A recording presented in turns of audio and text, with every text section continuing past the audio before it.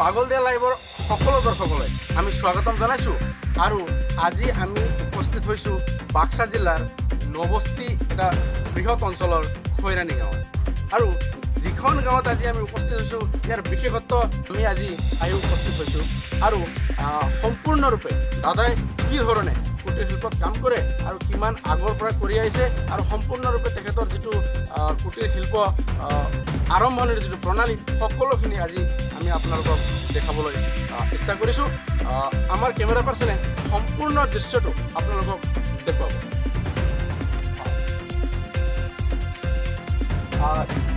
তামোলৰ যিটো পেলনীয়া ঢুকুনাৰ পৰা তেখেতে প্লেট বনাই আহিছে আৰু যিটো প্লেট যথেষ্ট চাহিদাত আৰু যথেষ্টখিনি কামত তেখেতে ব্যৱহাৰ উপযোগী হিচাপে বনাই আহিছে আৰু নিজে তাক বিক্ৰী কৰি মেলি তেখেতে স্বাৱলম্বী হ'ব পাৰিছে আৰু এইখিনি যিটো কুটিৰ শিল্প দাদাই কৰিছে এইখিনি আমি সম্পূৰ্ণৰূপে আপোনালোকক দেখাব বিচাৰোঁ। কেমেৰা পাৰ্চনক সম্পূৰ্ণৰূপে বনাই আৰু ইয়াত বিশেষকৈ কেনেকুৱা মেচিনৰ বিষয়ে জনাব লাগিব। মেচিন মানে এতিয়া কম আছে লাইনত, এতিয়া চলাব পৰা মই অলপ মই বন্ধ কৰি ৰাখিছিলোঁ কম আছে কাৰণে। ইয়াত হ'ল কি কাঁহী আৰু বাতি ঢুকুনাৰ পৰা প্ৰস্তুত হয়। এইটো মই 2012 চনৰ পৰা কৰি আছোঁ। আৰু আপুনি এই যিটো ঢুকুনাৰ পৰা আপোনাৰ পেলনীয়া ঢুকুনাৰ পৰা আপুনি গাঁৱৰ পৰা বিচাৰি আনে আৰু তাৰ পৰা বাতি বনাই প্ৰস্তুত কৰে, প্লেটো বনায়, সেইখিনি বস্তু আপুনি ক'ত কোনটো বজাৰত বিক্ৰী কৰে নে ইয়াৰ পৰাই আহি পেলাই লয়? ইয়াৰ এটা কোম্পানী আছে বৰপেটাত, কোম্পানী তেওঁলোকৰ আহি কিনে লৈ যায় মোৰ পৰা। আৰু এতিয়া কিমান বছৰৰ পৰা আপুনি এইটো আৰম্ভ কৰিছে আৰু কি ধৰণে আপুনি নিজৰ পৰিয়ালক স্বাৱলম্বী হ'ব পাৰে? এইটো স্বাৱলম্বী হোৱাৰ সুবিধা এটা আছে, আন্তঃৰাষ্ট্ৰীয় মাৰ্কেট আছে, গতিকে ইয়াৰ পৰা বহু নিবনুৱা যুৱক যুৱতীও উপকৃত হ'ব পাৰে, স্বাৱলম্বী হ'ব পাৰে। মই বিশেষকৈ আজি 2012 চনৰ পৰা আজিলৈকে মই পৰিয়ালটো সঠিক ৰূপত মই চলাই আছোঁ। ইয়াত যিহেতু ইয়াৰ মাৰ্কেটো ভাল। হয়, আৰু দাদাক আৰু কেইটামান প্ৰশ্ন কৰিব বিচাৰিম যে এইখন মেচিন যে আনিছে এইখন মেচিন ক'ৰ পৰা আনিছিলে এনে? এইটো এনে হাওড়াৰ পৰা আহে, মই কোম্পানীৰ পৰাই আনিছিলোঁ। আমাৰ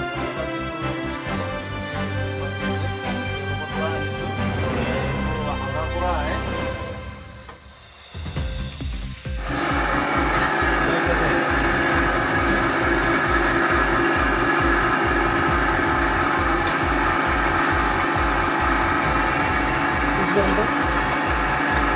চাওক কিদৰে দাদাই প্লেটখন বনাই দেখুৱালে আমাক আৰু সুন্দৰ যিখন প্লেট য'ত নেকি আমি ক'বলৈ গ'লে খানাও খাব পাৰিম, আপোনালোকে দেখিবলৈ পাইছে আৰু ইয়াত যথেষ্টখিনি বস্তু আমি খোৱাৰ কাৰণে উপযোগী হৈ পৰে যিখন প্লেট আৰু আন্তঃৰাষ্ট্ৰীয় বজাৰত ইয়াৰ যথেষ্ট মূল্য আছে নহয় জানো?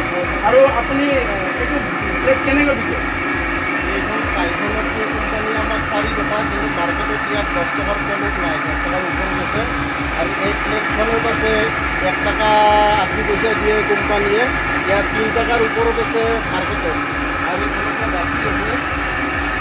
বাতি আছে, এই বাতিবিলাক 1 টকা 20 পইচা কৰি দিয়ে পাৰ পিচ। আৰু মাৰ্কেটত ইয়াৰ দাম 2 টকাৰ পৰা 2.5 টকালৈকে ইয়াৰ আছে। ইয়াতকৈ সৰু আছে, পদক্ষেপতাও আছে। আন্তঃৰাষ্ট্ৰীয় বজাৰত ইয়াৰ মূল্য ভাল আছে। ধন্যবাদ দিছোঁ। আপোনাৰ কুটিৰ শিল্প যাতে আগলৈও আৰু ভালকৈ চলি থাকে তাকে কামনা কৰিলোঁ আৰু পাগল দিয়া লাইভৰ সম্পূৰ্ণ শ্ৰোতাৰ পৰা আপোনাক ধন্যবাদ দিলোঁ। আৰু আপোনালোকে চাই আছিলে দাদাৰ সৰু কুটিৰ শিল্প যিখনৰ পৰা দাদা সম্পূৰ্ণৰূপে স্বাৱলম্বী হ'ব পাৰিছে আৰু যিটো নেকি আন্তঃৰাষ্ট্ৰীয় বজাৰতো তেখেতে বিক্ৰী কৰিব পাৰিছে। বাক্সাৰ পৰা মোহন গৌতমৰ প্ৰতিবেদন, পাগল দিয়া লাইভ।